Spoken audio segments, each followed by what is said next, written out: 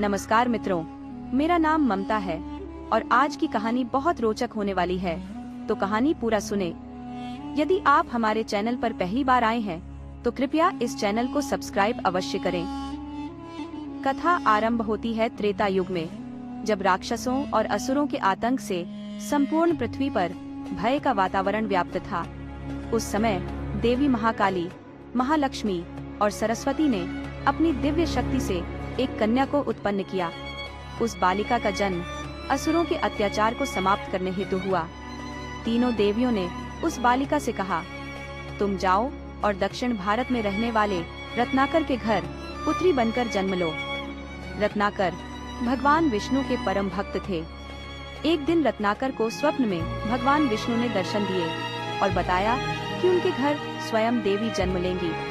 कुछ समय पश्चात रत्नाकर के घर में पुत्री का जन्म हुआ।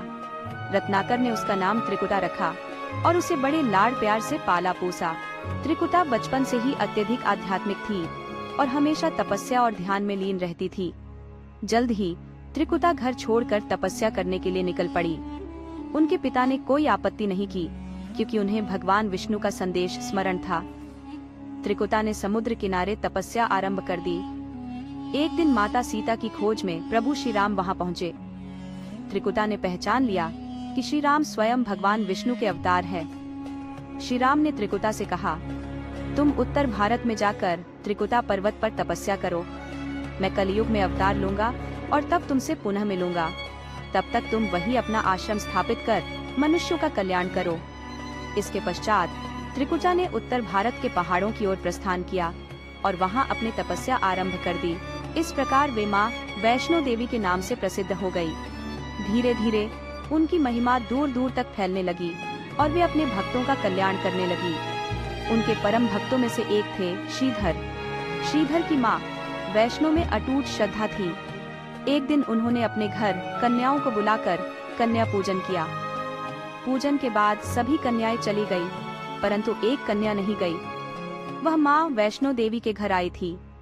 तब उस कन्या ने कहा, तुम पूरे गांव को भोजन का निमंत्रण दो। श्रीधर ने ऐसा ही किया, परंतु उनके घर में इतनी भोजन सामग्री नहीं थी। माँ वैष्णो देवी पर श्रीधर का पूरा विश्वास था कि वे स्वयं भोजन की व्यवस्था कर देंगी, और ऐसा ही हुआ। भंडारे वाले दिन जब पूरे गांव के लोग श्रीधर के घर पहुँचे तो माँ वैष्णो बालिका के रूप में वहां आई और सभी को भोजन परोसने लगी। भोजन की कोई कमी नहीं हुई। इस भंडारे में भैरवनाथ भी आया था। भैरवनाथ के मन में माँ वैष्णो के प्रति ईर्ष्या और द्वेष की भावना थी।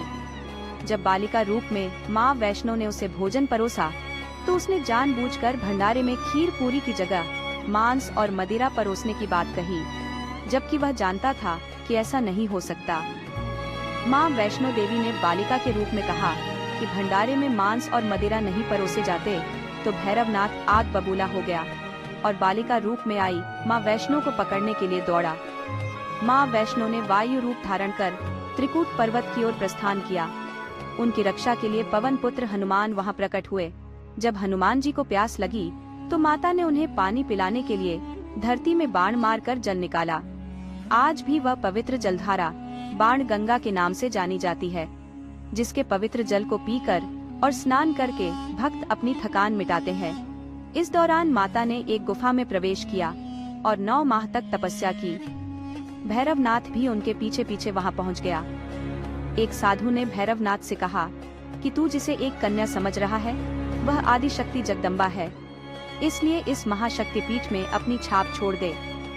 भैरवनाथ ने साधु की बात नहीं मानी। माता गुफा की दूसरी ओर से मार्ग बनाकर बाहर निकल गई।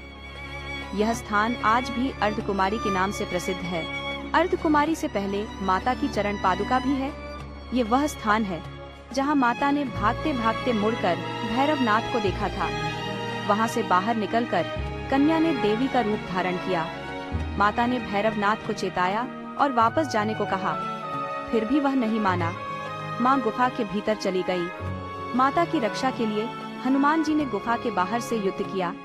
भैरवनाथ ने हार नहीं मानी। जब हनुमान जी निढाल होने लगे तब माँ वैष्णवी ने महाकाली का रूप लेकर भैरवनाथ का संहार कर दिया। भैरवनाथ का सिर कटकर 38 किलोमीटर दूर त्रिकुट पर्वत की भैरव घाटी में गिरा। इस स्थान को भैरवनाथ के मंदिर के नाम से जाना जाता है, जहां मां वैष्णो देवी ने भैरवनाथ का वध किया था। पवित्र गुफा अथवा वैष्णो देवी मंदिर के नाम से प्रसिद्ध इस स्थान पर मां काली, मां सरस्वती और मां लक्ष्मी पिंडियों के रूप में विराजमान है।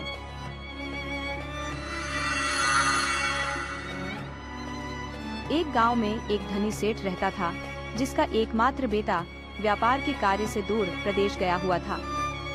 एक दिन उसकी बहू पानी भरने कुएं पर गई।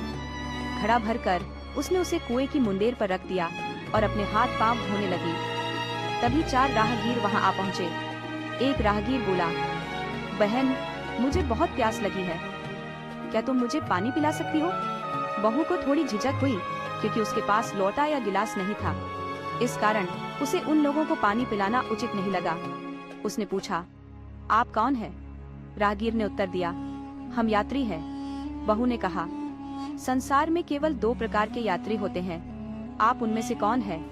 यदि आपने मेरे इस सवाल का सही जवाब दिया तो मैं आपको पानी पिला दूंगी। राहगीर उत्तर नहीं दे पाया। दूसरे राहगीर ने भी पानी की विनती की। बहू ने उससे भी वही सवाल पूछा। दूसरा राहगीर बोला, मैं एक गरीब आदमी हूँ। बहू ने फिर कहा, संसार में 2 प्रकार के गरीब होते हैं, आप उनमें से कौन है? दूसरा राहगीर भी उत्तर नहीं दे पाया। तीसरा राहगीर आगे बढ़ा और बोला, बहन, मुझे बहुत प्यास लगी है, कृपया मुझे पानी पिला दो। बहू ने पूछा, आप कौन है? तीसरा राहगीर बोला, मैं एक अनपढ़ व्यक्ति हूँ। बहू ने कहा, संसार में 2 प्रकार के अनपढ़ होते हैं, आप उनमें से कौन है? तीसरा राहगीर भी कुछ नहीं बोल पाया। अंत में चौथा राहगीर आगे आया और बोला, बहन, कृपया मुझे पानी पिला दो, प्यासे को पानी पिलाना बड़ा पुण्य का काम होता है। बहू ने पूछा, आप कौन है? वह राहगीर बोला, मैं मूर्ख हूँ। बहू ने कहा, संसार में 2 प्रकार के मूर्ख होते हैं, आप उनमें से कौन है? चौथा राहगीर भी उत्तर नहीं दे पाया। चारों बिना पानी पिए वहां से जाने लगे। बहू ने कहा, यहाँ से थोड़ी ही दूर पर मेरा घर है, आप कृपया वहाँ चलिए, मैं आपको पानी पिला दूंगी। चारों उसके घर की ओर चल पड़े। बहू ने पानी का घड़ा उठाया और छोटे रास्ते से अपने घर पहुँच गई। वहाँ पहुँचकर उसने अपने कपड़े ठीक से पहन लिए और विचारों में डूबे राहगीरों को पानी पिलाया। पानी पीने के बाद वे अपनी राह पर चल पड़े। सेठ घर में एक तरफ बैठा ये सब देख रहा था। उसे बड़ा दुख हुआ और वह सोचने लगा, मेरा बेटा तो व्यापार करने के लिए परदेश गया हुआ है और उसकी गैर मौजूदगी में यह बहू पराये मर्दों को घर बुलाती है, उनके साथ हंसती बोलती है। इसे तो मेरा भी लिहाज नहीं है, अगर मैं चुप रह गया तो इसकी हिम्मत और बढ़ जाएगी। मेरे सामने यह ऐसा कर रही है तो मेरे पीछे क्या करती होगी। सेठ ने सोचा, यह अपने आप ठीक नहीं होगी, इसे राजा के पास लेकर जाना पड़ेगा। ऐसा सोचते हुए वह सीधा राजा के पास जा पहुंचा और अपनी परेशानी बताई। सेठ की सारी बातें सुनकर राजा ने उसी वक्त सैनिकों को बुलवाकर बहू को राज्यसभा में उपस्थित करने का आदेश दिया। राजा के सैनिकों को अपने घर आते देख सेठ की पत्नी ने अपनी बहू से पूछा, क्या बात है रानी, क्या तुम्हारी किसी से कहा सुनी हो गई थी जो राजा ने तुम्हें बुलाने के लिए सैनिक भेजे हैं? बहू ने सास की चिंताओं को दूर करते हुए कहा, नहीं, मेरी किसी से कोई कहा सुनी नहीं हुई है, आप जरा भी फिक्र न करें। सिपाहियों से पहले अपने राजा से यह पूछ कर आओ कि उन्होंने मुझे किस रूप में बुलाया है, बहन, बेटी या फिर बहू के रूप में। सिपाही वापस गए और राजा को सारी बातें बताई। राजा ने तुरंत आदेश दिया, जाकर कहो उसे बहू के रूप में बुलाया गया है। सिपाहियों ने राजा की आज्ञा के अनुसार जाकर सेठ की बहू को बुलाया। पालकी में बैठकर बहू राज्यसभा में पहुंची। राजा ने उससे पूछा, तुम दूसरे पुरुषों को घर क्यों लाई, जब तुम्हारा पति घर पर नहीं था? बहू ने उत्तर दिया, महाराज, मैंने तो केवल कर्तव्य का पालन किया है। राहगीरों को पानी पिलाना कोई अपराध नहीं है, ये हर गृहिणी का कर्तव्य है। जब मैं कुएं पर पानी भरने गई थी तब मेरे कपड़े अजनबियों के सामने अनुपयुक्त थे, इसलिए मैंने उन्हें कुएं पर पानी नहीं पिलाया। वे बहुत प्यासे थे और मैं उन्हें पानी पिलाना चाहती थी, इसलिए मैंने उनसे मुश्किल प्रश्न पूछे। जब वे उत्तर नहीं दे पाए तो उन्हें घर लाने का निर्णय लिया ताकि उन्हें उचित तरीके से पानी पिला सकूं। राजा को बहू की बातें सही लगी। राजा को उन प्रश्नों के बारे में जानने की अत्यधिक उत्सुकता हुई जो बहू ने चारों प्रहरों से पूछे थे। राजा ने सेठ की बहू से कहा, भला मैं भी तो सुनूं कि वे कौन से प्रश्न थे जिनका उत्तर वे नहीं दे पाए। बहू ने तब वे सभी प्रश्न दोहरा दिए। बहू के प्रश्न सुनकर राजा और सभासद चकित रह गए। फिर राजा ने उससे कहा, तुम खुद ही इन प्रश्नों के उत्तर दो, हम तुमसे यह जानना चाहते हैं। बहू बोली, महाराज, मेरी दृष्टि में पहले प्रश्न का उत्तर है कि संसार में सिर्फ दो ही यात्री है, सूर्य और चंद्रमा। मेरे दूसरे प्रश्न का उत्तर है कि बहू और इस पृथ्वी पर ऐसे प्राणी है। तीसरे प्रश्न का उत्तर सुनाती हुई बहू बोली, महाराज, हर इंसान के साथ हमेशा गंवारों की तरह दो प्राणी होते हैं जो हमेशा चलते रहते हैं, भोजन और पानी। चौथे प्रश्न का उत्तर है कि मूर्ख और ज्ञानी। जब मैंने पूछा कि मूर्ख दो ही होते हैं तो उनमें से कौन से मूर्ख है, तो वह उत्तर नहीं दे पाया। इतना कहकर वह चुप हो गई। चाचा ने बड़े आश्चर्य से पूछा, क्या तुम्हारी नजर में इस संसार में सिर्फ दो ही मूर्ख हैं? महाराज ने कहा, इस समय मेरी नजरों में सिर्फ दो ही मूर्ख हैं। राजा ने पूछा, वो मूर्ख कौन है? बहू ने कहा, महाराज, मेरे सामने इस वक्त अपने ससुर हैं। उन्होंने बिना पूरी बात जाने ही अपनी बहू की शिकायत कर दी। यदि उन्हें शक हुआ तो वह मुझसे पूछ तो लेते। राजा ने पूछा, और दूसरा मूर्ख कौन है? बहू ने कहा, दूसरा मूर्ख इस राज्य का राजा है। उसने बिना सोचे समझे अपनी बहू को भरी राजसभा में बुलवा लिया। बहू की बात सुनकर राजा पहले तो क्रोध से आग बबूला हो गया, परंतु तुरंत ही सारी बातें समझ में आ गईं। समझ में आने पर राजा ने बहू की समझदारी और चतुराई की सराहना करते हुए उसे ढेर सारा इनाम देकर सम्मान सहित विदा किया।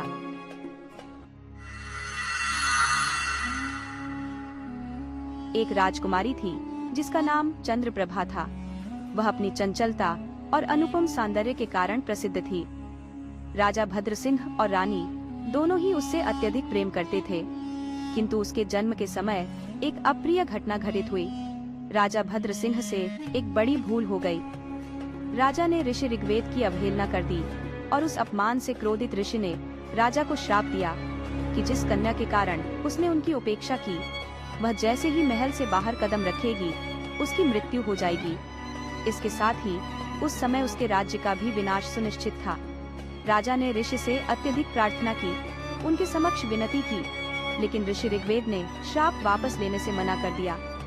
हालांकि उन्होंने राजा को यह अवश्य कहा कि अगर राजकुमारी 21 वर्ष की आयु तक जीवित रहती है और किसी मृत समान व्यक्ति से उसका विवाह हो जाता है, तभी वह श्राप समाप्त होगा। तब तक उसे महल में ही रहना होगा और हर प्रकार की शिक्षा प्रदान की जाएगी। राजा और रानी दोनों ही इस भविष्यवाणी से अत्यधिक व्यथित थे। राजा भद्रसिंह ने महल के चारों ओर खड़ी सुरक्षा लगा दी और राजकुमारी की सुरक्षा के लिए दासियों की संख्या भी बढ़ा दी, ताकि वह गलती से भी महल के द्वार के पार न जा सके। बचपन में तो यह सब आसान था, लेकिन जैसे जैसे चंद्रप्रभा बड़ी होती गई, उसके बाहर जाने की इच्छा भी प्रबल होती गई। वह बुद्धिमान थी, इसलिए राजा ने उसे श्रेष्ठ आचार्यों से शिक्षा दिलवाई। उसने वेद, पुराण, शस्त्र और शास्त्र, नक्षत्र विज्ञान, तंत्र विद्या और हस्त विज्ञान में निपुणता प्राप्त कर ली। अब भी उसकी 21वीं वर्षगांठ में 7 वर्ष शेष थे, लेकिन अब वह राज्य भ्रमण करना चाहती थी। वह अपने पिता से आज्ञा मांगने गई, परंतु राजा ने स्पष्ट रूप से मना कर दिया। यह सुनते ही राजकुमारी क्रोधित होकर अपने कक्ष में चली गई।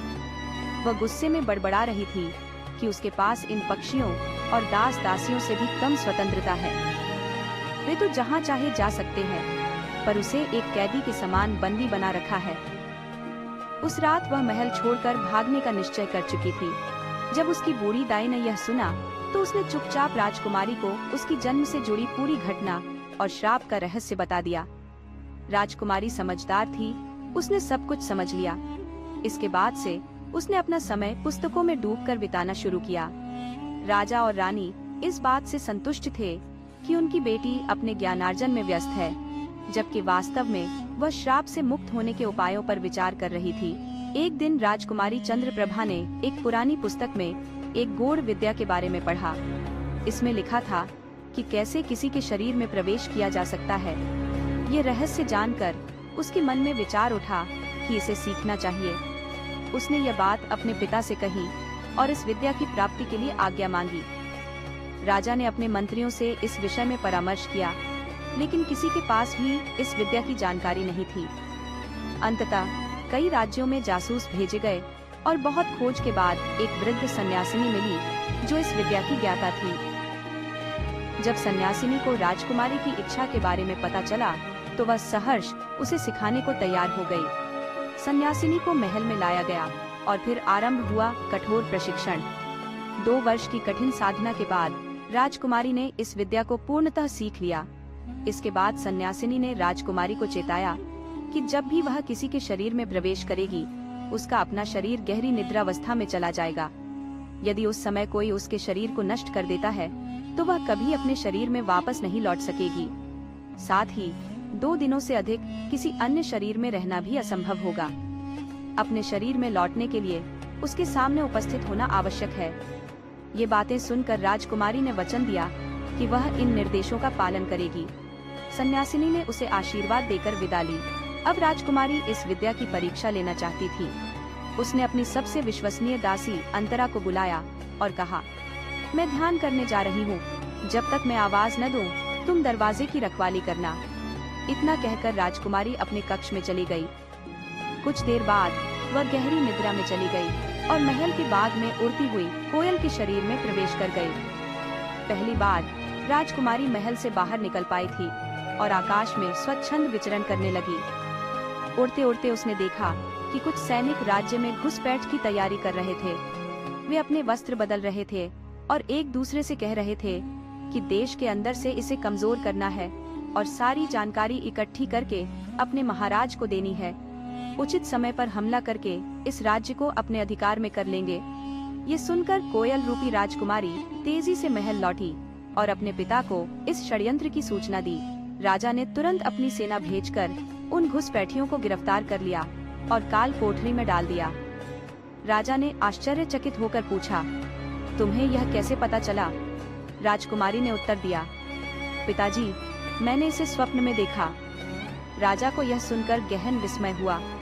कुछ दिन बाद फिर राजकुमारी ने अपनी दासी अंतरा से कहा, मैं पुनः ध्यान करने जा रही हूँ, दरवाजे की निगरानी करना, कोई अंदर न आए। इस बार उसने अपनी दूसरी दासी को बुलाया और कहा कि शाम को आकर मुझे जगाना। इसके बाद राजकुमारी फिर ध्यान की अवस्था में चली गई। इस बार उसने दासी के शरीर में प्रवेश किया और महल से बाहर निकल आई। दासी के रूप में होने के कारण किसी ने उसे नहीं रोका। बाजार में जाते हुए राजकुमारी कौतूहल से हर वस्तु और व्यक्ति को देख रही थी। बाजार की रंग बिरंगी चीजें देखकर वह बेहद प्रसन्न हो गई। तभी उसने देखा कि एक युवक मरणासन्न अवस्था में पड़ा हुआ है और उसके चारों ओर भीड़ इकट्ठी हो गई थी। युवक के वस्त्र देखकर वह किसी अच्छे परिवार का प्रतीत हो रहा था। दासी रूपी राजकुमारी को उस पर दया आ गई। उसने उसकी नब्ज टटोली और पाया कि वह अभी जीवित है, लेकिन शीघ्र औषधि न मिलने पर उसकी मृत्यु निश्चित थी। उसने तुरंत लोगों की मदद से उस युवक को महल के द्वार तक पहुंचाया, लेकिन दरबारियों ने बिना अनुमति के उसे अंदर ले जाने से मना कर दिया।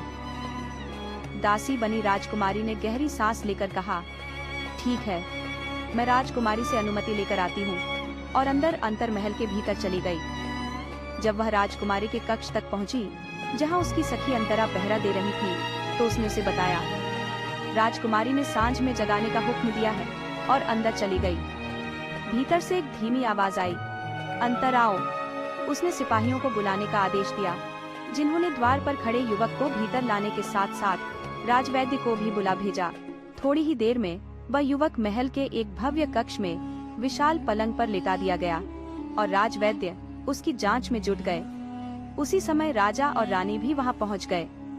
राजवैद्य ने गंभीरता से कहा, इस युवक की हालत अत्यंत नाजुक है। ये संभवतः किसी बड़ी ऊंचाई से गिरा है, जिसके कारण इसके सिर पर गंभीर चोट आई है। इसके जीवित बचने की संभावना अत्यंत क्षीण है। अब प्रश्न यह था कि वह युवक कौन है। वह राज्य का व्यक्ति नहीं प्रतीत हो रहा था। राजा ने राजकुमारी की दासी को बुलाकर प्रश्न किया, यह युवक कहाँ मिला? दासी ने विनम्रता से उत्तर दिया, महाराज, मुझे इस बारे में कोई जानकारी नहीं है। मैं तो दिन भर राजकुमारी के साथ ही थी। राजा ने स्थिति को समझते हुए सोचा कि राजकुमारी ने शायद महाकाय रहस्य द्वारा अपना शरीर बदलकर बाहर का दौरा किया होगा।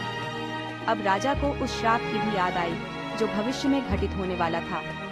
लेकिन एक पिता अपनी प्रिय पुत्री का विवाह ऐसे युवक से कैसे करेगा जो मृत्यु के कगार पर खड़ा हो।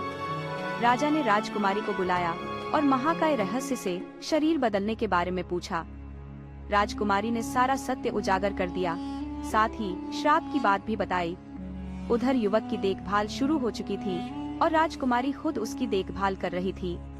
धीरे धीरे राजकुमारी का उस युवक के प्रति स्नेह बढ़ता गया और युवक भी ठीक होने लगा। एक दिन युवक ने अपना परिचय दिया, मैं अनंत नाग के राजकुमार अरुण हूँ। राजा को जब यह बात पता चली तो तुरंत अनंत नाग में समाचार भेजा गया। अनंत नाग के महाराज अपने पुत्र को लेने महल में आ पहुँचे।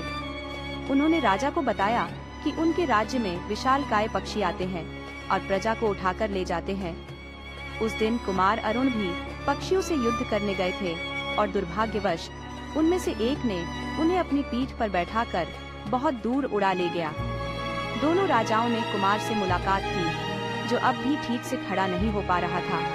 उसके पिता उसे देखकर भाव विह्वल हो गए और बोले, हमने आपको हर जगह ढूंढा, अब तो हमारी उम्मीदें भी समाप्त हो चुकी थी। भगवान का धन्यवाद है कि आप जीवित हैं। महाराज अम्बुज ने महाराज भद्रसेन को धन्यवाद दिया और अनुरोध किया, हम अपने कुमार को वापस अनंतनाग ले जाना चाहते हैं। हमारे राज्य में ऐसे चिकित्सक और औषधियाँ हैं जो मृत्यु के करीब पहुँचे व्यक्ति में भी जीवन का संचार कर सकते हैं। महाराज भद्रसेन ने विनम्रता से कहा, ठीक है, लेकिन आज का आतिथ्य स्वीकार कर कल प्रस्थान कीजिएगा। उधर राजकुमार अरुण और राजकुमारी चंद्रप्रभा एक दूसरे से प्रेम करने लगे थे। राजकुमार के जाने की खबर से राजकुमारी उदास हो गई। तब राजकुमार ने उससे पूछा, प्रिय, क्या तुम इस स्थिति में मुझसे विवाह करोगी?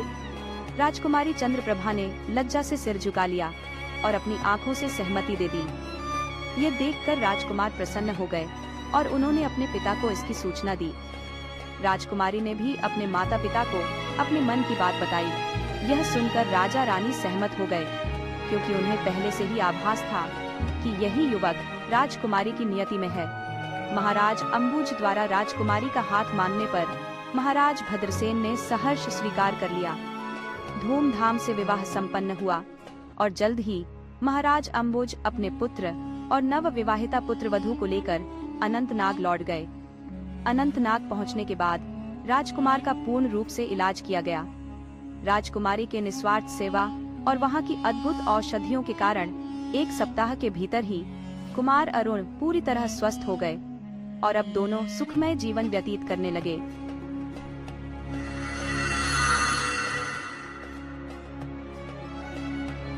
श्री नारद महान तपस्वी और ज्ञानी विद्वान थे, जिनकी बुद्धि और तपस्या की माता पार्वती भी प्रशंसक थी।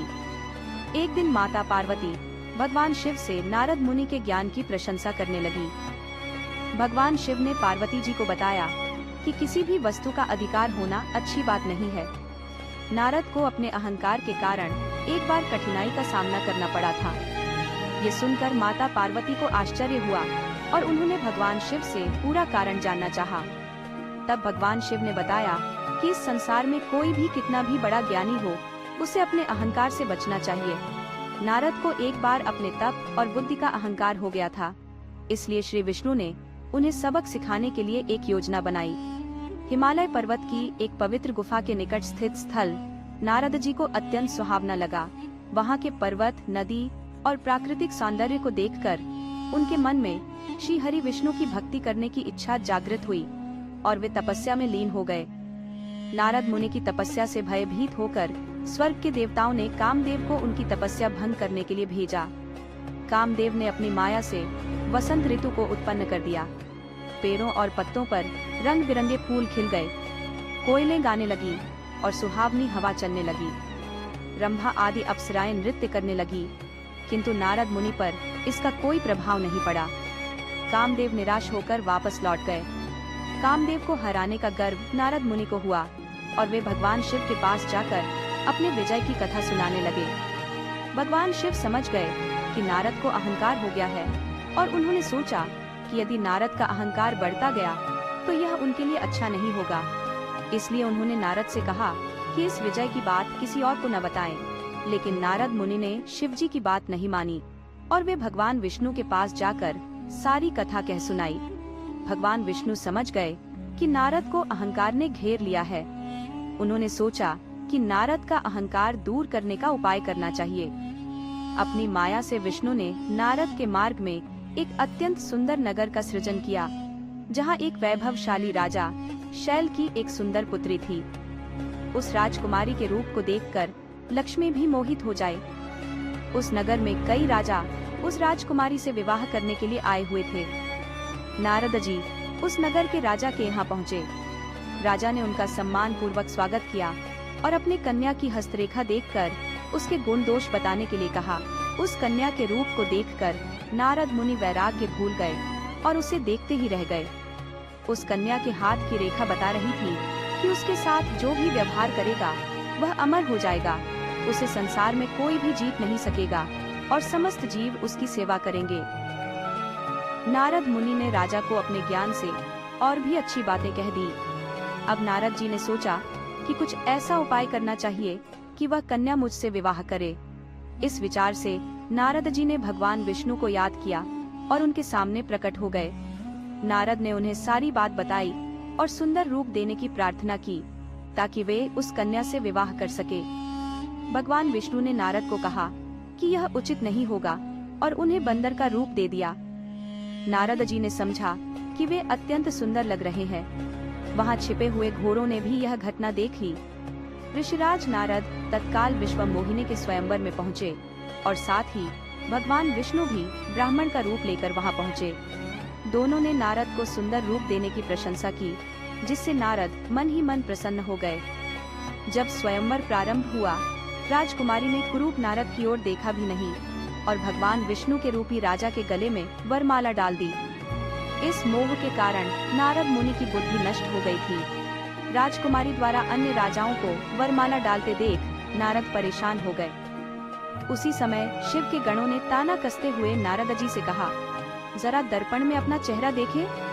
नारद जी ने जब अपना चेहरा देखा तो वे गुस्से में आ गए और उन्होंने शिव जी के उन दोनों गणों को राख हो जाने का शाप दे दिया। शाप देने के बाद नारद जी को अपना असली रूप समझ में आया। उन्हें भगवान विष्णु पर अत्यधिक क्रोध आ रहा था क्योंकि उनकी हंसी उड़ाई गई थी। वे तुरंत विष्णु जी से मिलने के लिए चल पड़े। रास्ते में ही उनकी मुलाकात विष्णु जी से हो गई, जो लक्ष्मी के साथ थे। नारद जी ने कहा, आप दूसरों की खुशी नहीं देख सकते, आपके भीतर कपट भरा हुआ है। समुद्र मंथन के समय आपने भगवान शिव को मदिरा पिला दी और स्वयं लक्ष्मी जी और कौस्तुभ मणि को ले लिया। आपने जो हमारे साथ किया उसका फल अवश्य पाओगे। नारद ने विष्णु को शाप दिया, आपको मनुष्य जन्म लेना पड़ेगा, स्त्री से दूरी का दुख सहना पड़ेगा और बंदरों से ही मदद लेनी पड़ेगी। श्री विष्णु ने नारद के शाप को स्वीकार कर लिया और अपनी माया को हटा लिया। माया हटने के बाद नारद को अपने शाप पर पछतावा हुआ, किंतु शाप वापस नहीं लिया जा सकता था। इसीलिए विष्णु को श्री राम के रूप में अवतरित होना पड़ा। शिव जी के गणों ने देखा कि नारद अब माया से मुक्त हो चुके हैं, तो उन्होंने नारद के चरणों में गिरकर क्षमा मांगी। नारद जी ने कहा, मेरा शाप झूठा नहीं हो सकता, इसलिए तुम दोनों रावण और कुंभकर्ण के रूप में महान, बलवान और तेजस्वी राक्षस बनोगे और तुम्हारी मुक्ति तब होगी जब भगवान विष्णु राम के रूप में अवतरित होकर तुम्हें युद्ध में मारेंगे।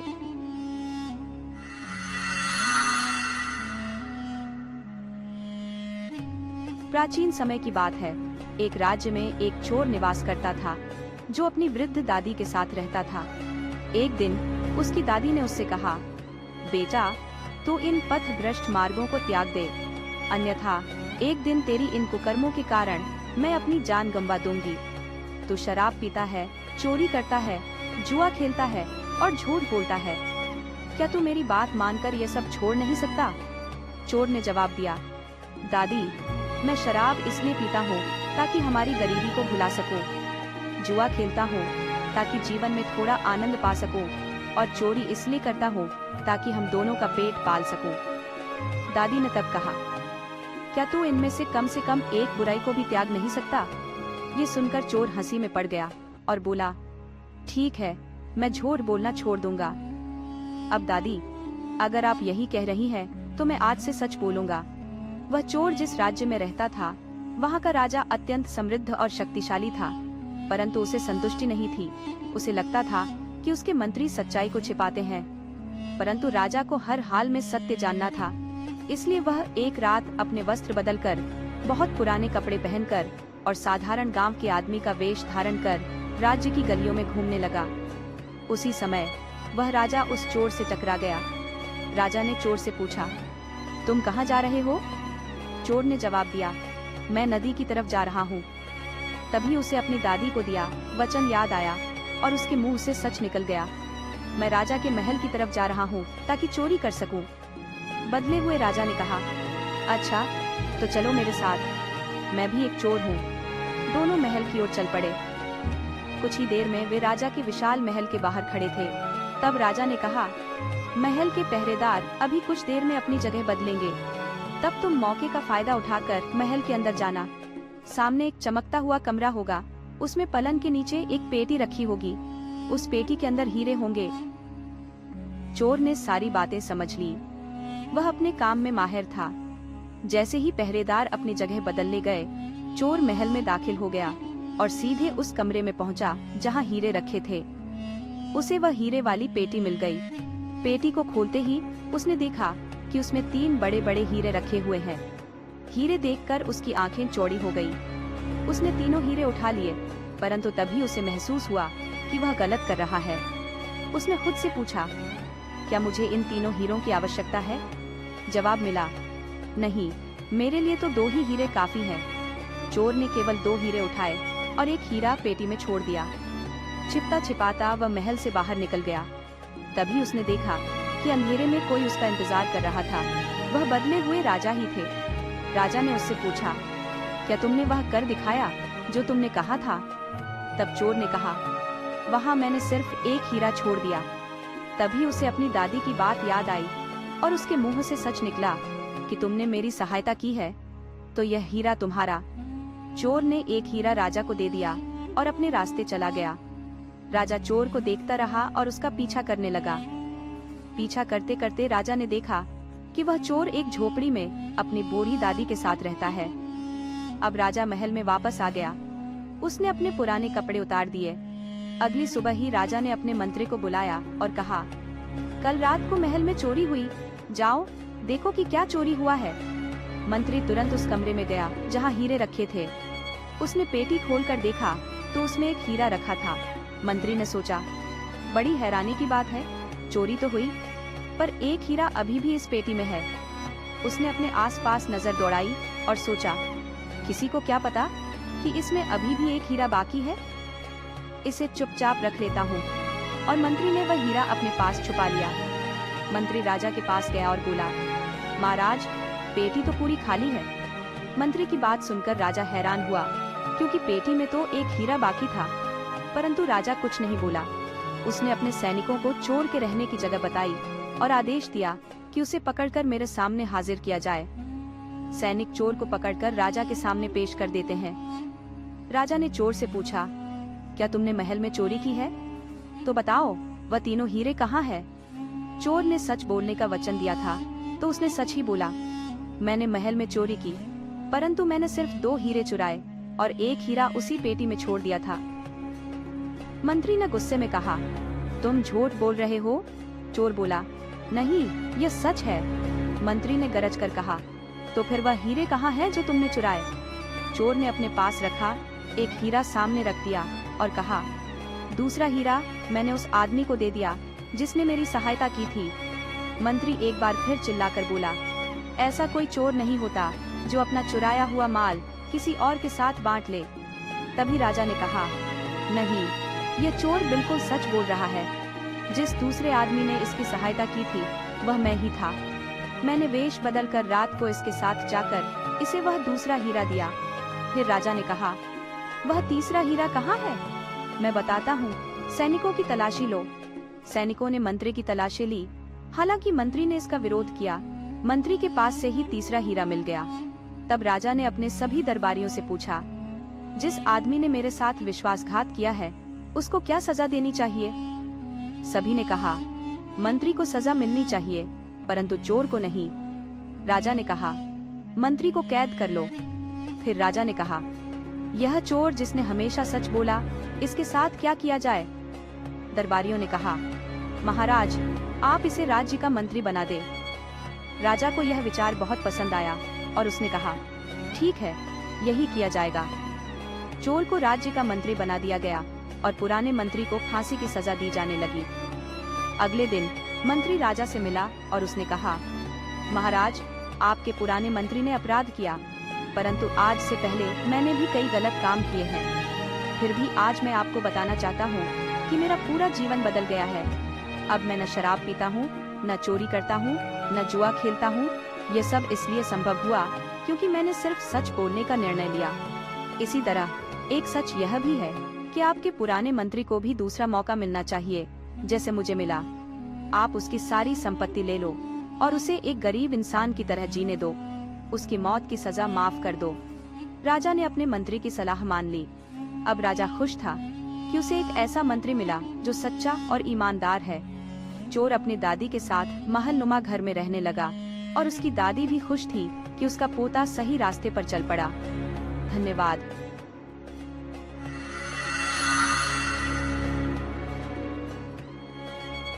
एक मार्ग पर एक महात्मा अपने शिष्य के साथ यात्रा पर निकले। गुरुजी का स्वभाव अत्यधिक वार्तालाप से विमुख था। उन्हें कम बोलना और शांति से अपने कार्य में लिप्त रहना अधिक प्रिय था। लेकिन उनका शिष्य अत्यंत बातूनी था। उसे सदैव इधर उधर की बातें करना और दूसरों के विषय में चर्चा करना बहुत भाता था। एक दिन जब वे एक तालाब के किनारे से गुजर रहे थे, उन्होंने देखा कि एक मछुआरा नदी में जाल डालकर मछलियां पकड़ रहा था। ये देख शिष्य ठहर गया और मछुआरे को अहिंसा का उपदेश देने लगा। परंतु मछुआरा कहाँ समझने वाला था। पहले उसने बात को टालना चाहा, लेकिन जब विवाद बढ़ गया तो शिष्य और मछुआरे में झगड़ा शुरू हो गया। गुरुजी, जो बहुत आगे बढ़ चुके थे, लौटकर शिष्य को अपने साथ चलने के लिए कहा और उसे पकड़कर ले चले। गुरु ने अपने शिष्य से कहा, बेटा, साधुओं का कार्य केवल समझाना है। ईश्वर ने हमें धंधे में नियुक्ति पत्र नहीं दिया है। शिष्य ने पूछा, महाराज, यदि हमारे पास अच्छे गुणों का ज्ञान नहीं है और हमारे राज्य में राजा न्याय नहीं करते, तो फिर इसे न्याय कौन देगा? गुरुजी ने उत्तर दिया, बेटा, निश्चिंत रहो।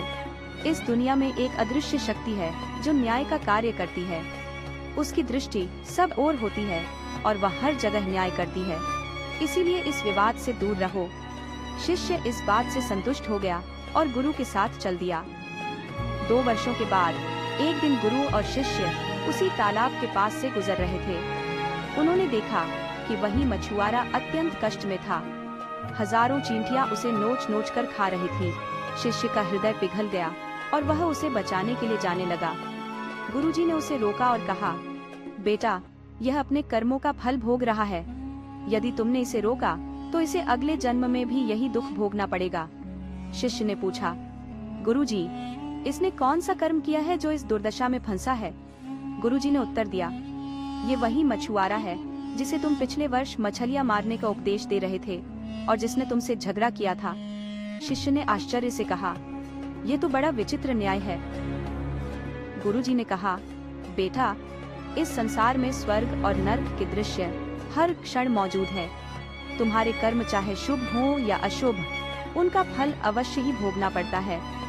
ईश्वर ने हमें यही उपदेश दिया है कि अपने कर्मों को याद रखो और सदैव शुभ कर्म करो। तुम्हारे शुभ कर्मों का परिणाम अवश्य मिलेगा और अशुभ कर्मों का भी। शिष्य अब स्पष्ट रूप से समझ चुका था कि ईश्वर का न्याय सदैव निष्पक्ष होता है और हमारे कर्मों के अनुसार ही हमें फल मिलता है। यदि हमने अपने जीवन में अच्छे कर्म किए हैं तो ईश्वर हमारे साथ न्याय करेंगे और हमें प्रेम से देखेंगे। चीनी से बचाने के लिए जा रहा था, उसके हाथ पकड़ लिए और उसे जाने से मना करते हुए कहा, बेटा, अपने कर्मों का फल भोगने के लिए जा रहे हो। यदि तुमने इसे रोकने की कोशिश की तो इस बेचारे को फिर से दूसरे जन्म में ये दुख भोगने होंगे, क्योंकि कर्मों का फल अवश्य ही भोगना पड़ता है। शिष्य ने गुरुजी से पूछा, गुरुजी, इसने कौन सा कर्म किया है जो इस दुर्दशा में फंसा हुआ है? गुरुजी ने कहा, यह वही है जिसे पिछले वर्ष इसी स्थान पर मछली मारने का उपदेश दे रहे थे और वे तुम्हारे साथ लड़ने के लिए आग बबूला हुआ था। देखो, अब चींटियां इसे नोच नोच कर खा रही हैं। शिष्य ने बड़े आश्चर्य से कहा, गुरुजी, यह तो बड़ा ही विचित्र न्याय है। गुरुजी ने समझाते हुए कहा, बेटा, इस लोक में स्वर्ग नर्क के सारे दृश्य मौजूद हैं। हर क्षण तुम्हें ईश्वर के न्याय के नमूने देखने को मिल सकते हैं। चाहे तुम्हारे कर्म शुभ हो या अशुभ, फल भोगना ही पड़ता है। इसी कारण भगवान ने उपदेश देते हुए कहा कि अपने के कर्मों को हमेशा याद रखो। यह विचार करो कि तुमने क्या किया है, क्योंकि यह सच है कि उसका फल अवश्य ही भोगना पड़ेगा। इसलिए बुरे कर्म करने वालों को जाने मत दो। अपने खाते में हमेशा अच्छे कर्मों की बढ़ोतरी करो, ताकि तुम्हारे अच्छे कर्मों का परिणाम स्वरूप तुम्हें अच्छा फल मिले। शिष्य गुरु के इस उपदेश को स्पष्ट रूप से समझ चुका था। यह सत्य है कि ईश्वर हमेशा से ही न्याय करते हैं और उनके न्याय करने का सीधा संबंध हमारे अपने कर्मों से है। यदि हमने अपने जीवन में बहुत अच्छे कर्म किए हैं और अच्छे कर्म कर रहे हैं, तो उसी के अनुरूप ईश्वर हमारे साथ न्याय करेंगे। हमें यह जीवन इसलिए मिला है ताकि हम कुछ ऐसे कार्य करें जिससे सबकी आंखों में हमारे प्रति प्रेम छलक उठे।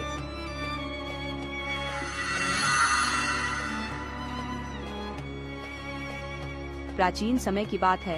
एक धनी व्यक्ति के 2 पत्नियां थीं। बड़ी पत्नी का नाम लीलावती था, जो उसे अत्यधिक प्रिय थी, जबकि छोटी पत्नी का नाम किशोरी था, जिसे उसने दूर कर दिया था। दोनों पत्नियों की एक एक पुत्री थी। लीलावती के निरंतर उकसावे और झगड़ों के बाद उस व्यक्ति ने किशोरी और उसकी बेटी को घर के पीछे एक छोटी सी झोपड़ी में रहने के लिए भेज दिया।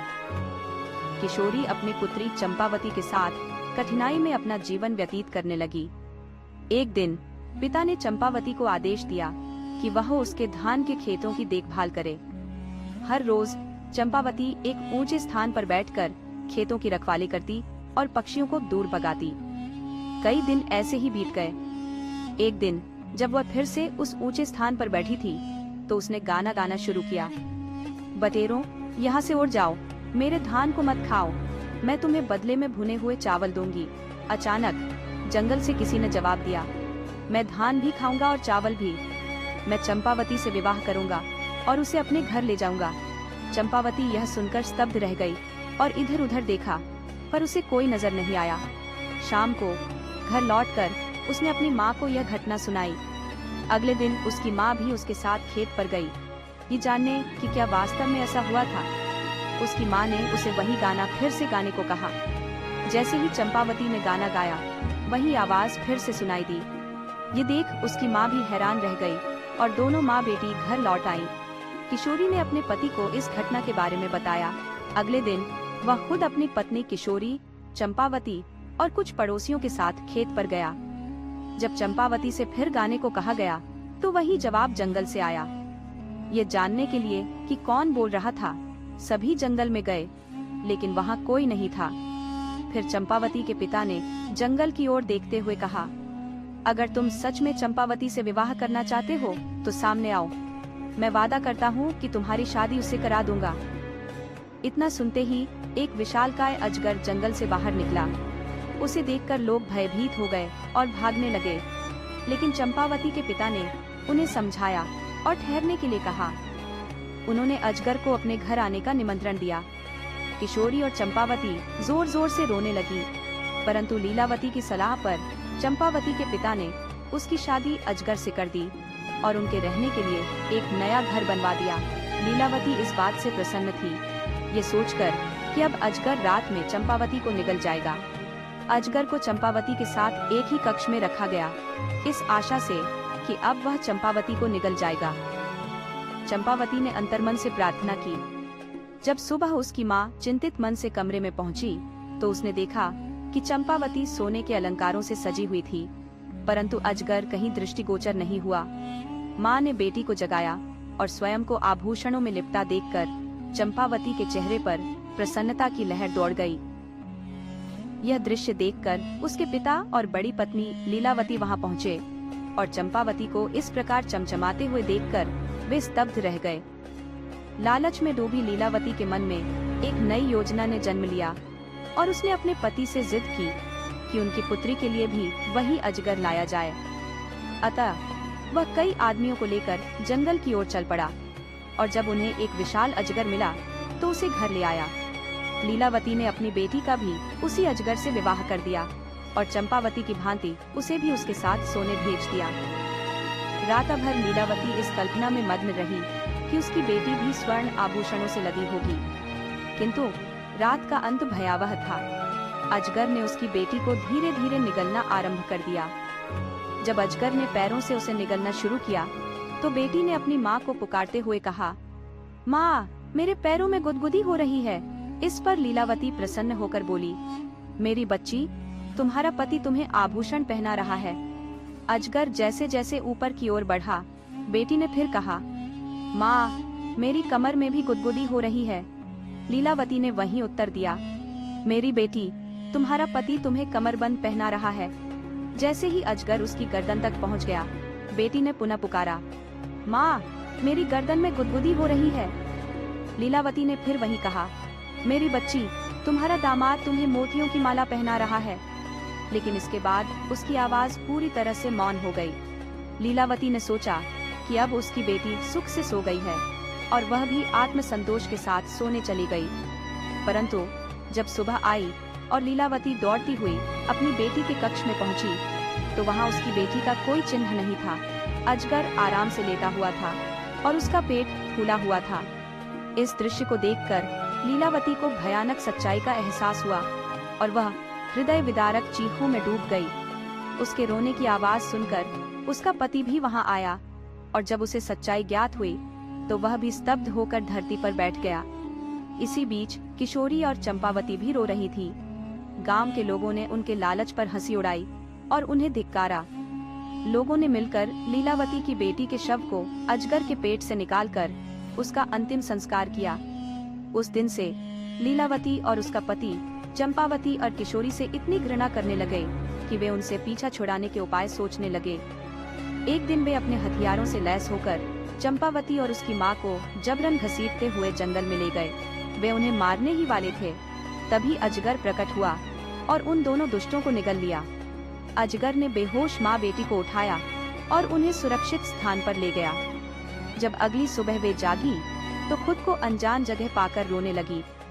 उन्हें भय सताने लगा, लेकिन अजगर ने उन्हें दिलासा देते हुए कहा, तुम्हें डरने की जरूरत नहीं है, मैं तुम्हें बचाने के लिए यहाँ लाया हूँ। इसके बाद अजगर ने रात की सारी घटनाओं का विवरण दिया, जिसे सुनकर माँ बेटी ने उसका आभार जताया। समय बीतता गया और तीनों खुशी से जंगल में रहने लगे। पर कुछ ही दिनों बाद किशोरी अचानक बीमार पड़ गई और उसकी मृत्यु हो गई। अब चंपावती अकेली रह गई। एक दिन जब अजगर बाहर गया हुआ था, तभी एक बूढ़ी स्त्री वहां आई। लंबे समय से किसी इंसान को न देखकर चंपावती ने उसका आदर पूर्वक स्वागत किया। उस स्त्री ने प्रसन्न होकर उसे बताया, तुम्हारे पति, जो हर रात अजगर के रूप में आते हैं, वास्तव में एक देवता है।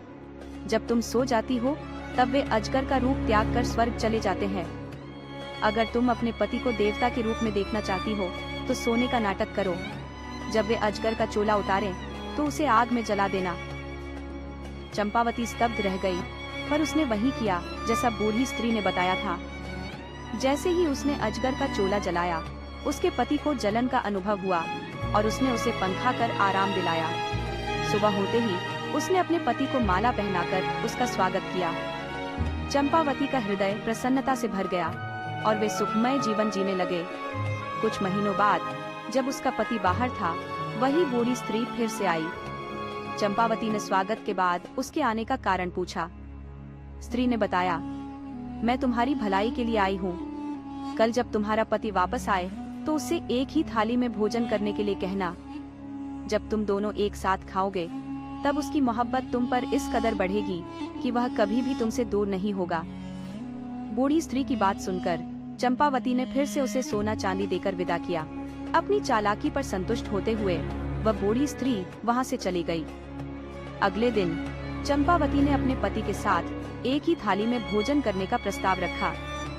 उसका पति उसे अजीब निगाहों से देखते हुए बोला, तुम्हारा यह व्यवहार आज कुछ असामान्य लग रहा है। मुझे तुम्हारे इरादों पर शक हो रहा है। खाना समाप्त करने के बाद चंपावती ने अपने पति से दुनिया दिखाने की मांग की। उसके पति ने गहरी सांस लेते हुए कहा, अगर मैं तुम्हें दुनिया दिखाऊंगा तो तुम मुझे कभी नहीं देख पाओगी। लेकिन चंपावती ने अपनी जिद नहीं छोड़ी। अंततः हारकर पति उसे नदी के किनारे ले गया और पूछा, क्या तुम मुझे भी छोड़ने के लिए तैयार हो, सिर्फ इसलिए कि दुनिया देख सको? चंपावती ने उत्तर दिया, मैं दोनों चाहती हूँ, दुनिया भी और तुम भी। पति ने अपने होठों को फैलाकर उसे दुनिया की झलक दी और साथ ही एक सोने की अंगूठी उसे सौंपते हुए कहा, क्या तुम उस बूढ़ी स्त्री के कहने पर ये सब कर रही हो? वह मेरी माँ की नौकरानी है और मेरी माँ एक नरभक्षी है। उसने मेरे लिए किसी अन्य लड़की को चुना था, लेकिन मैंने तुम्हें चुना। वह चाहती है कि मैं तुम्हें छोड़ दूं ताकि वह तुम्हें खा सके। उस बूढ़ी स्त्री ने तुम्हें धोखा दिया है ताकि उसकी योजना सफल हो सके। पति ने अपनी बात जारी रखते हुए कहा, यह सोने की अंगूठी मैं तुम्हें दे रहा हूँ, इसे अपने पास रखना। जब तक यह तुम्हारे पास रहेगी कोई भी बुरी शक्ति तुम्हें हानि नहीं पहुँचा सकेगी। लेकिन अगर यह अंगूठी खो गई तो तुम मुश्किलों में घिर जाओगी।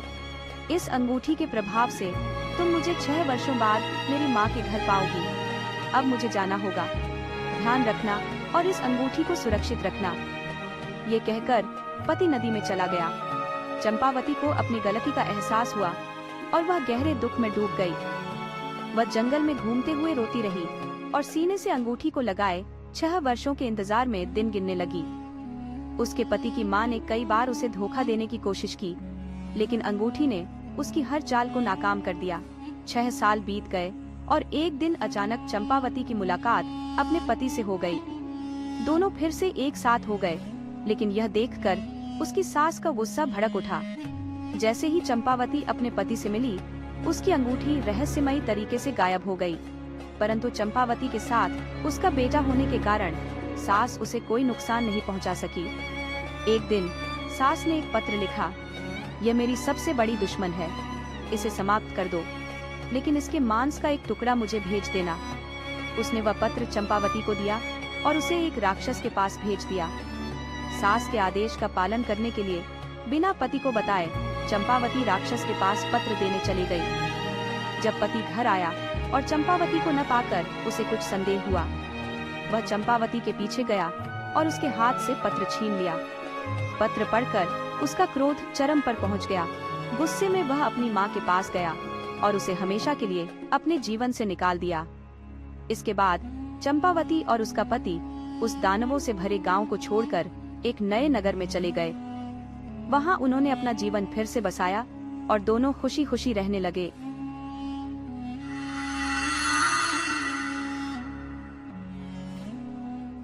कई साल पहले लक्ष्मण नाम का एक गरीब किसान अपने बेटे अजय के साथ गांव में रहता था। उसके पास थोड़ी सी जमीन, एक छोटी सी भूसे की झोपड़ी और एक घोड़ा था जो उसे उसके पिता से विरासत में मिला था। एक दिन अचानक उसका घोड़ा भाग गया।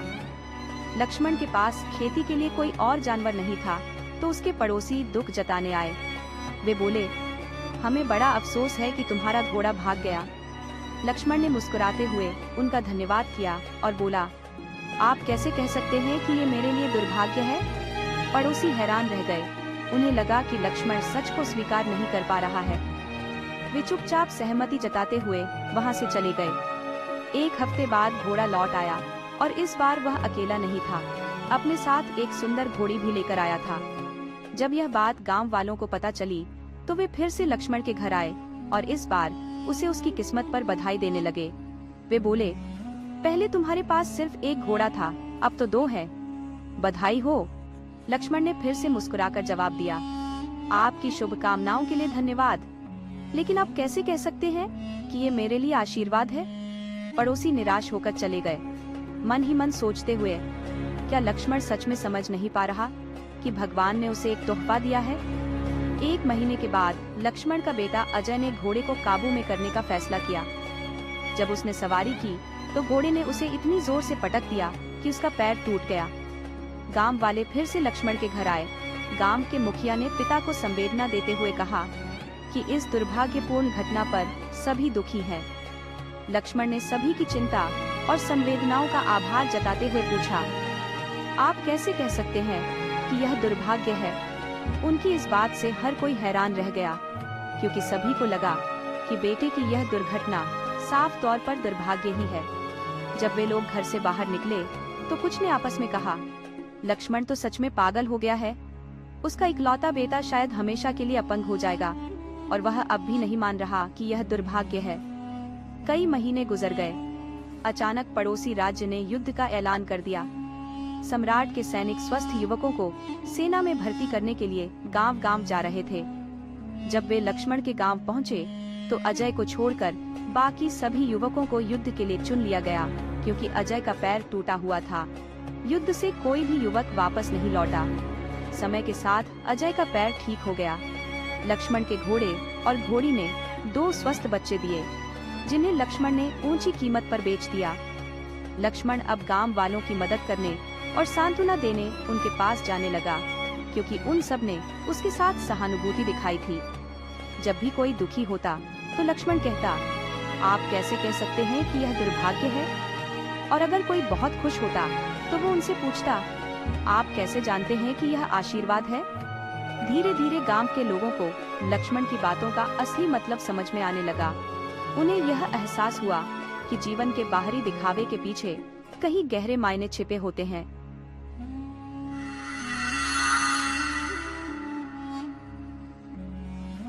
किसी नगर में एक राजा था, जिसका कंजूस स्वभाव किसी दंभी सर्प जैसा था, जो अपने ही खजाने पर कुंडली मारकर बैठा रहता था।